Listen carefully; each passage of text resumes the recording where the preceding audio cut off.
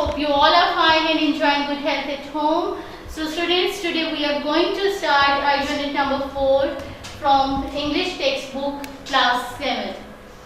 We had successfully completed our 6 weeks of online lectures.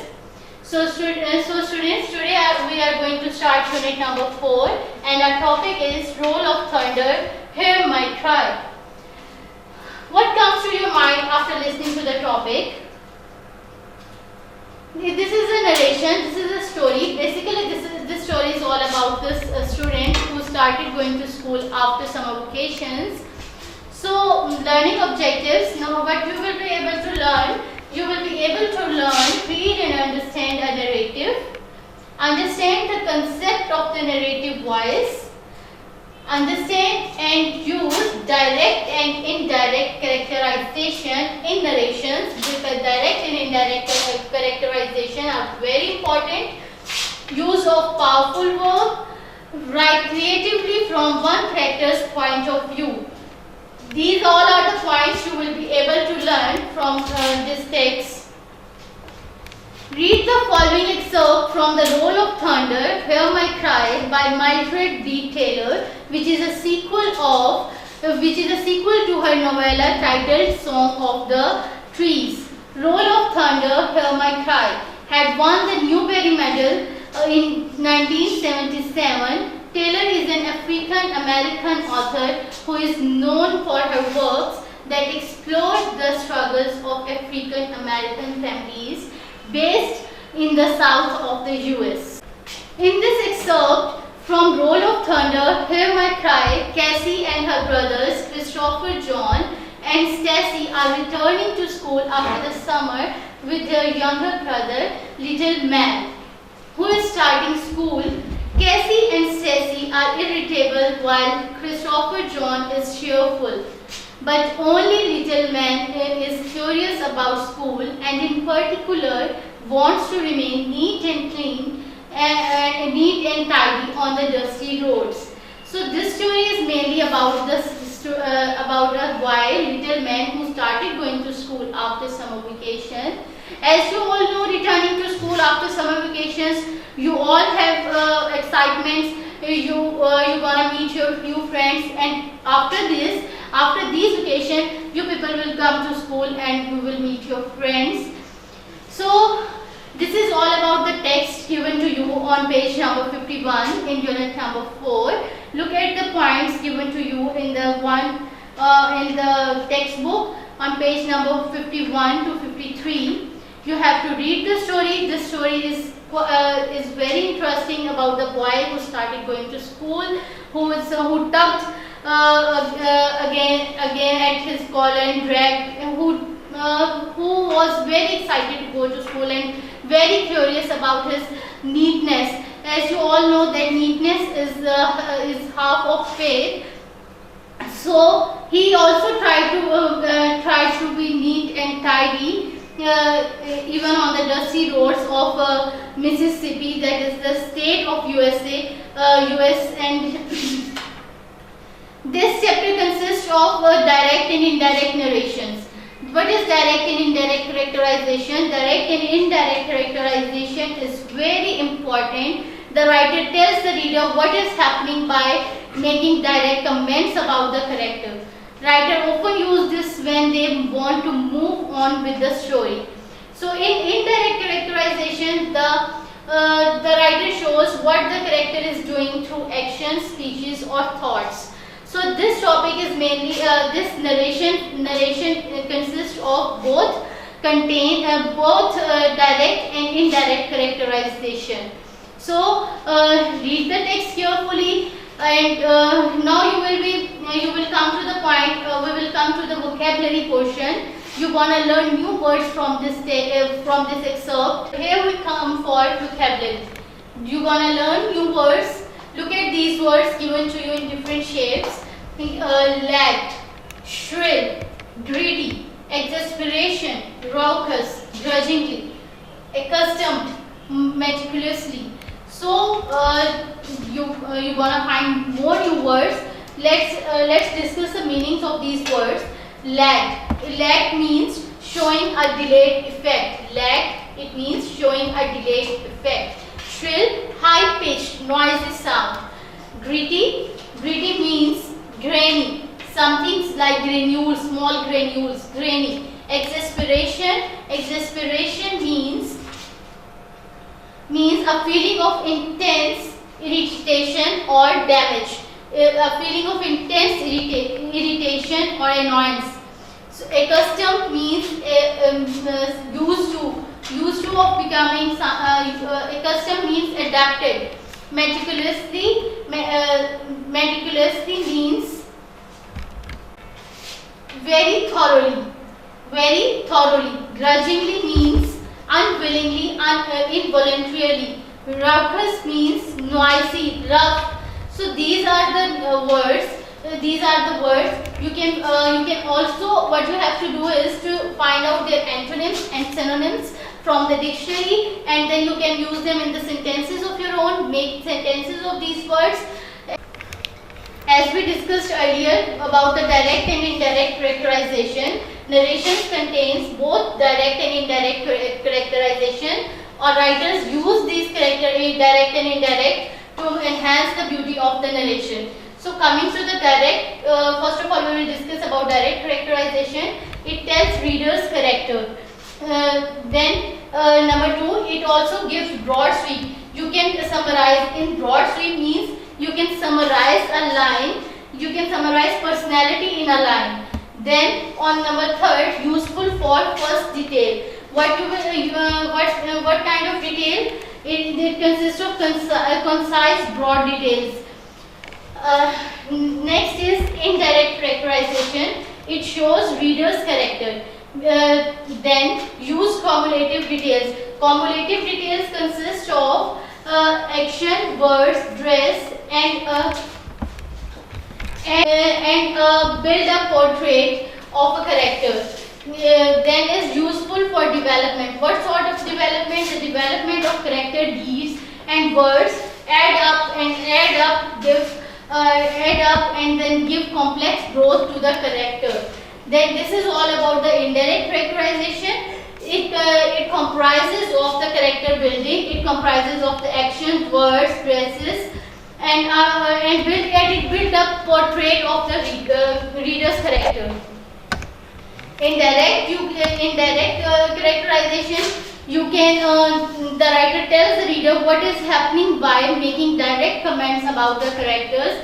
Writer often use this when they want to move on with the story and don't want to waste time. For example, Ali, as you can see the example given to you on page number 55.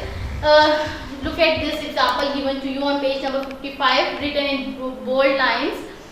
Ali watched as Ray placed the bag on the table, undid the clasp and opened it. There was nothing inside but scrunched up paper. So this is the direct characterization. Then comes to the indirect characterization. The writer shows what the character is doing through action. As we discussed when I told you about use cumulative details, it comprises of action, character deeds, dresses, action words. So through action, speeches or thoughts. The examples given on the next on your book on page number 56 comprises of the shows that the indirect characterizations tend to involve the readers more, and it makes the story quite interesting that you will be able to read. What you have to do is to solve the exercises given to you on page number 56, part A, B and C. You have to read the excerpt carefully, and then you will find out the direct and indirect characterization in the text. You have to choose one or more of the characters from the excerpt. Then you have to write an example of direct characterization involving the same characters and an imaginary event. So this is all about the direct and indirect characterization. I am repeating that direct and indirect characterization comprises of the writer tells the reader what is happening by making direct comments. If the writer wants to continue the story, move on with the story and don't want to waste time. But in the indirect characterization, the writer shows the character is doing through action, speeches or thoughts. at these main points given in the bullet form given to you on the board. So next is about the powerful verbs. Remember that powerful verbs can bring a piece of writing to life. So we will continue with the powerful verbs. Look at the examples. So these are the powerful verbs: whispered, mumbled, glanced, dragged, droned, tugged, threatened, screamed. These are the powerful verbs. These verbs can bring a piece of writing to life. Powerful verbs are more descriptive verbs. When writing, we try to communicate our thoughts and ideas to our reader. The more expressive and accurate our choices of languages, the more powerful our ability to communicate. Powerful verbs play a really big role in making our writings more interesting and more lively. So if you switch out, for example, if we will discuss that, we will use the word said. He said that this.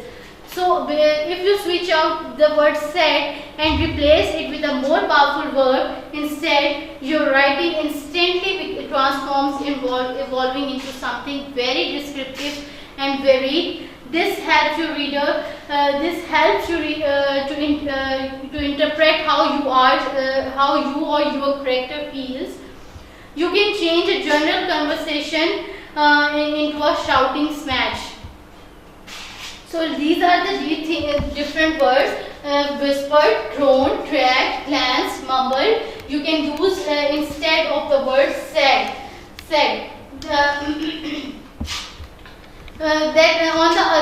Other than revealing how the character feels, a verb can also add to the image of the setting.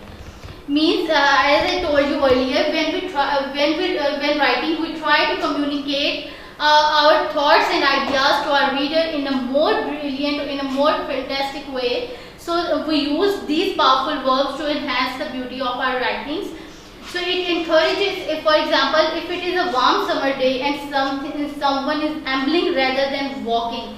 So walking is the normal verb and ambling is a powerful verb. Look at the example given to you on page number 58 in your textbook. It encourages us to the sense the warmth as well as visualize the character.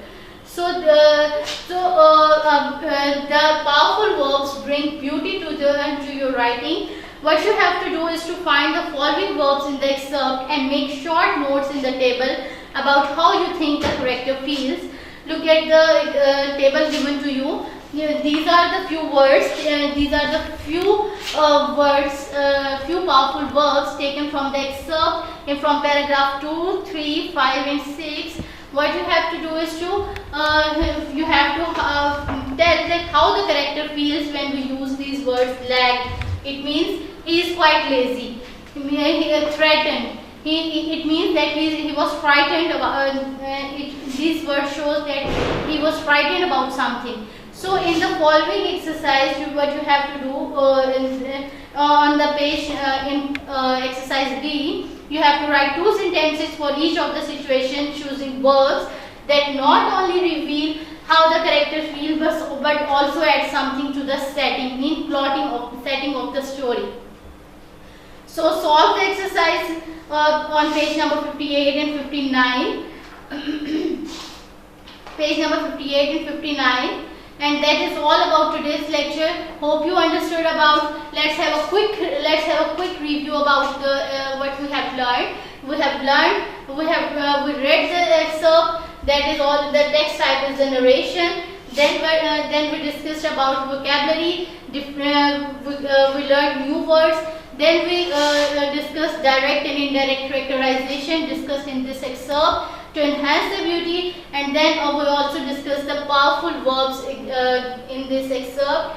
So solve this exercise and the comprehension question answers, reading comprehension question answers on page number 54 given to you in different levels, level 1, 2 and level 3. So what you have to do in the level 1, you have to find out identify the literal information in the text and then inform meaning in a level 2, and then in the level 3 what you have to do is you have to discuss thoroughly the concept of the narrative voice and then you will be able to answer the questions even in the level 3, and you have to, there is a character table. Then this is all about the today's lecture. Hope you understood. Now coming to the homework. This is your homework time. Your homework, what you have learned and solved, unit number 4 from textbook. Handouts are available on the website of Garrison School System and are provided to you through WhatsApp. For further details, follow the official page of Garrison School System on Facebook, and also visit the website of Garrison School System. See you next week, and wish you very happy and colorful holidays. Stay home, stay safe. Thank you very much. Allah Hafiz.